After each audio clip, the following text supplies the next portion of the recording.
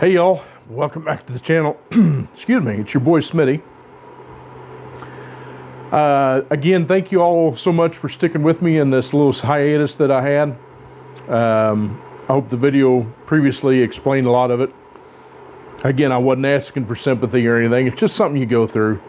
If you have depression like me, I've had it all my life. So it's tough to deal with sometimes, but you know, there's other things that get me through it. One thing is definitely my faith. Anyway, besides that, I got a confession for you. I screwed up. Yeah, your boy screwed up. It's not something that's not fixable, but I screwed up nonetheless. For one, you apparently can't stack tubs with transmission parts like this. It doesn't work. They get a little bit too heavy. Anyway, let me get this top tub off and I'll show you what I mean. Alright. Some reason the camera ain't wanting to focus. There we go. Alright, so this is an anti-rust wrap, and I get this from work because it protects the parts from rusting. However, if you don't get it in there quick enough,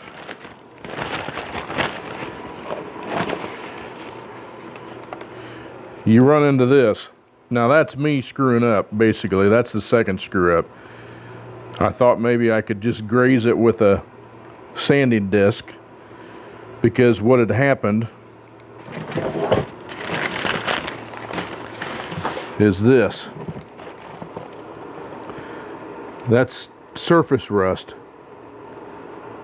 I can't put the transmission together with that surface rust. Look at that. Look at the output carrier. And mind you, I hadn't cleaned these yet. These just had transmission fluid on them. But it's bad enough to where the rusty parts I'm going to have to redo, and the center support, of course.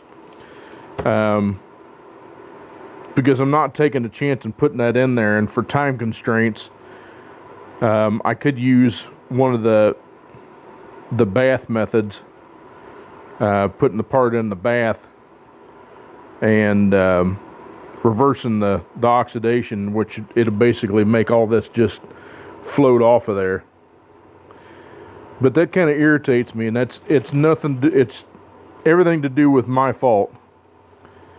I didn't get everything covered up quick enough with the rust paper. So not only that, I've created myself much more work. So luckily I have all this stuff over here. See, I get this stuff in big, a lot of the parts that we get from work come wrapped in it, so it ends up in the garbage, so might as well reuse it. Extra bags. But I've got plenty of extra parts, and as you can see, this is about the only part that's rusty. The center support,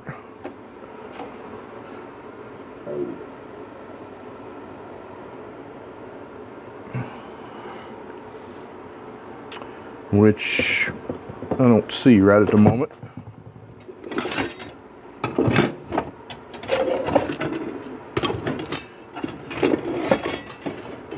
But like this planetary, this thing's been sitting here, but it's still got transmission fluid on it, as you can see, so it's not rusted. And I guess that stuff had still been cleaned. See, this is not rusty, which I'm gonna have to use because the other one is. None of your shaft or sun gear is. The output carrier is not rusty, so, and being as this is a four-wheel drive, this one does not have the reluctor on the back. If it was two-wheel drive, it would have the reluctor on the back of it for the speed sensor. So anyway, long story short, I'm gonna have to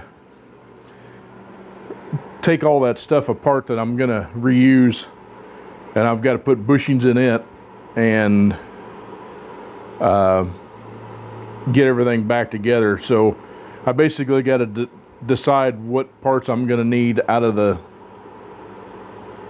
my tub to replace, and then replace them with the other stuff, and basically go through the transmission and set it all back up again. So like I said, I've created myself a bunch of extra work, but you know, such is life. It is what it is, and I got to just swallow it and move on. That's the way that works. So anyway, let me get this stuff out of the tub, and I'll show you what I'm going to have to redo. Alright, so the forward housing, I was able to just take a little bit of emery cloth to this and just knock the high spots off, and that's just staying down. There's no grit to it whatsoever, so we'll be able to use this one without any problem. Now see, I mean, it's still got fluid in it, which I don't understand why it wanted to rust. That's Florida for you, I guess. But see, this is bad enough that since there's a band that rides on it, if you change that surface any, it's gonna have a funny maybe chatter to it. Plus it can tear up the band, so we don't want to do that. The output carrier on this one is fine. There's no rust on it.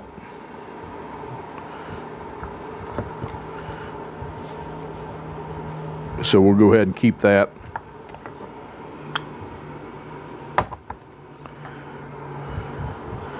But our overdrive housing, I tried to work on it right there, it looks like. Just knocked the stuff off of it. But you can see it's got some rust here. Now more than likely that would be okay. And we'll look at our other one to make sure.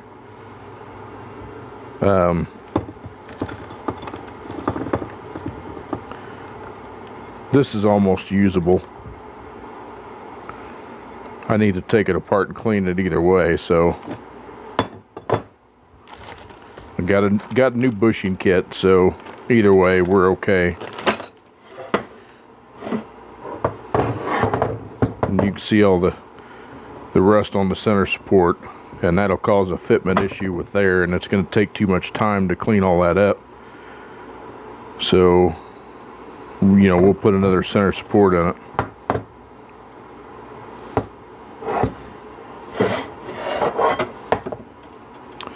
Then that's got another place where a band rides on it, so I just tried to clean it up, but now the surface doesn't feel the same. This grabs much more, so I don't want to take a chance.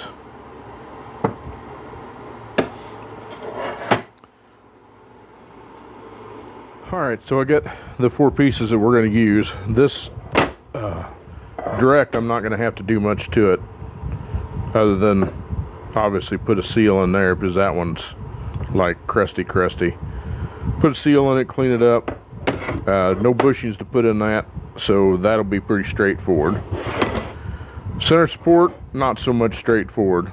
Gonna have to get that brass thrust washer out of there so I can put a new one in there, or put the one that came out of this one. And then this bushing's going to be a booger. I'm probably going to end up taking this to work to press it out, because I didn't buy a press yet. And I don't think that I can hammer this one out. It's just going to be too difficult. So I'll take this old one apart, get this cleaned up. Like I said, I'll take this to work and press the new bushing in it. Something you want to note when you do these bushings, especially this one, gotta make sure that you line up that hole right there, because there is an oil passage on the back side of that. You can barely see light through it. There you go. You see the light through it. You can't block that hole. So what I do is I'll take a paint marker or a black Sharpie or something like that and mark the location of the hole on that bushing. And again, on the inside of this one, you've got a hole right. That's not a hole. That's a bushing wear.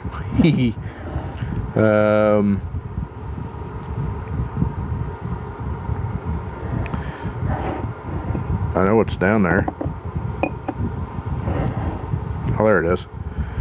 Okay, you got a hole down there and you got a hole down there, and those coincide with the holes that are right there. There's one there,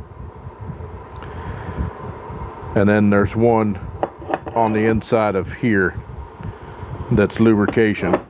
So make sure when you push this bushing in not to block those holes. Like I said, make as many marks as you want to mark, but in fact, here,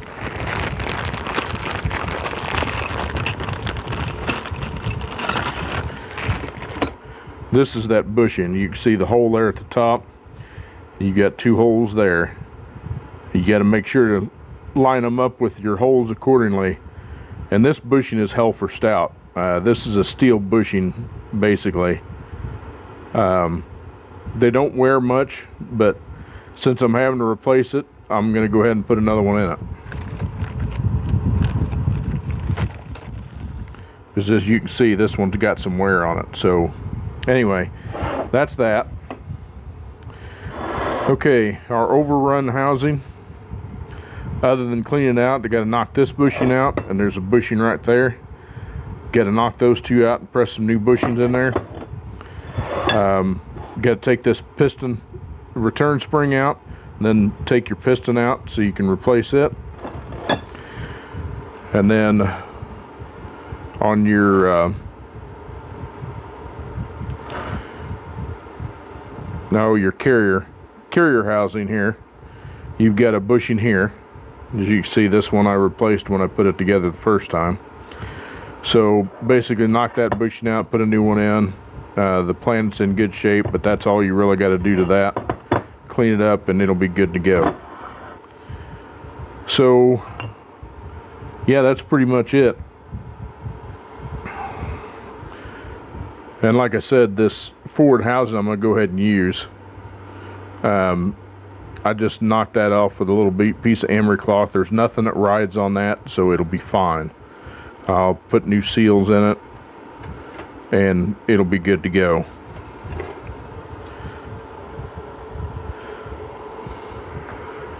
So basically, that's all we got to do to that to get this thing up and going. I think I'm going to go ahead and this has got a little bit of surface rust on it. I think I'm going to go ahead and replace this as well. I've got another one of those right here. And this one is rust free. Tell you, I've never had one of these. They're, of course it is in Florida, but I've never had one that's been in service and come back and rust like that.